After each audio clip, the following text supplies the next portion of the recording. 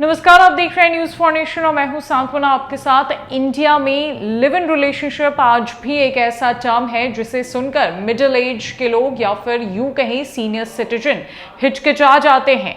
उनके एज के लोगों को आज भी ये टर्म बिल्कुल पसंद नहीं आता, लेकिन धीरे धीरे लोग इसे सोसाइटी में अपना रहे हैं और अब लिव इन रिलेशनशिप को लेकर इंडिया के सुप्रीम कोर्ट का एक बड़ा फैसला सामने आया है, जहां पर सुप्रीम कोर्ट ने ये साफ साफ कह दिया कि सालों तक साथ रहने के बाद लिविंग रिलेशनशिप में एक लड़के और एक लड़की को पति पत्नी का दर्जा मिलता है, वो पति पत्नी की तरह रहते हैं, तो उनसे होने वाले बच्चों का जो हक है वो पैतृक संपत्ति पे होगा। यानी कि अगर आप लिविंग रिलेशनशिप में पिछले कई सालों से पति पत्नी की तरह रह रहे हैं और आपका एक बच्चा होता है, तो उसका अधिकार आपकी प्रॉपर्टी पे होगा, पैतृक संपत्ति पे होगा।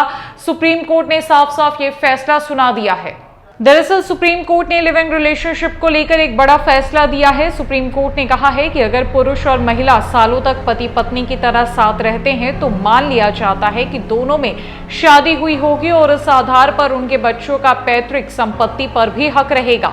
ये पूरा मामला संपत्ति विवाद को लेकर था। 2009 में केरल हाई कोर्ट ने इस मामले में पैतृक संपत्ति पर लिविंग रिलेशनशिप में रह रहे पुरुष महिला के बेटे को पैतृक संपत्ति पर अधिकार देने से मना कर दिया था। अब सुप्रीम कोर्ट ने केरल हाई कोर्ट के उस फैसले को पलट दिया है और कहा है कि बेटे को पैतृक संपत्ति पर हक देने से मना नहीं किया जा सकता। क्या था ये पूरा मामला, आपको बताते हैं। ये मामला केरल का था। जिस संपत्ति को लेकर मामला अदालत में चल रहा था वो कत्तुकंडी इधातिल कर्नल वैधार की थी। कत्तुकंडी के 4 बेटे थे, दामोदरन, अच्युतन, शेखरन और नारायण। याचिकाकर्ता का कहना था कि वो दामोदरन का बेटा है, वहीं प्रतिवादी करुणाकरन का कहना था कि वो अच्युतन का बेटा है। शेखरन और नारायण की अविवाहित रहते हुए ही मौत हो गई थी। करुणाकरन का कहना था कि वही सिर्फ अच्युतन की इकलौती संतान है, बाकी तीनों भाई अविवाहित थे। उसका आरोप था कि याचिकाकर्ता की मां ने दामोदरन से शादी नहीं की थी, इसीलिए वो वैध संतान नहीं है, लिहाजा उस संपत्ति में हक नहीं मिल सकता। संपत्ति को लेकर विवाद ट्रायल कोर्ट में गया। कोर्ट ने माना कि दामोदरन लंबे समय तक चिरुता कुट्टी के साथ रहा, इसीलिए माना जा रहा है कि दोनों ने शादी की थी। ट्रायल कोर्ट ने संपत्ति को 2 हिस्सों में बांटने का आदेश दे दिया।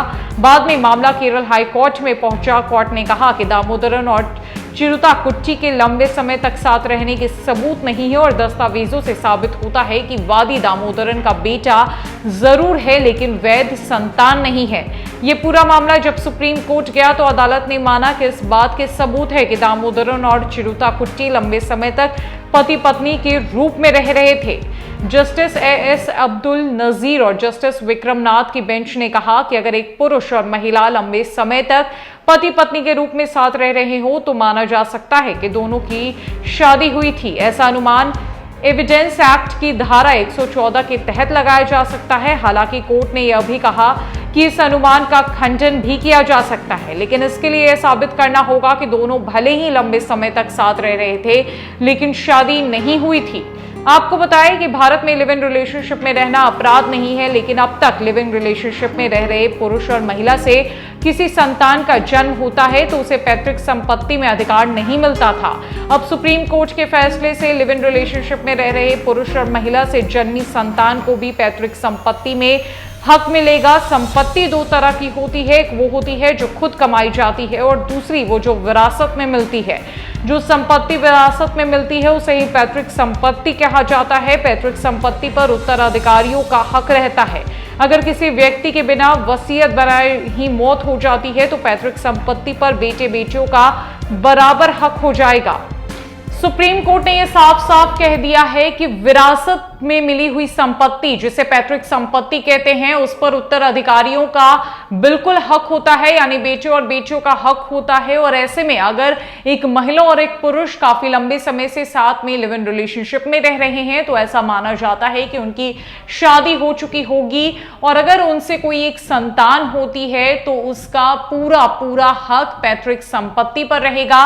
यह अधिकार सुप्रीम कोर्ट ने अब लिव इन रिलेशनशिप से जन्मे बच्चों के लिए दिया है, जो कि एक बड़ी बात है, एक बड़ी पहल है सुप्रीम कोर्ट की तरफ से लिव इन रिलेशनशिप से जन्मी संतानों को लेकर।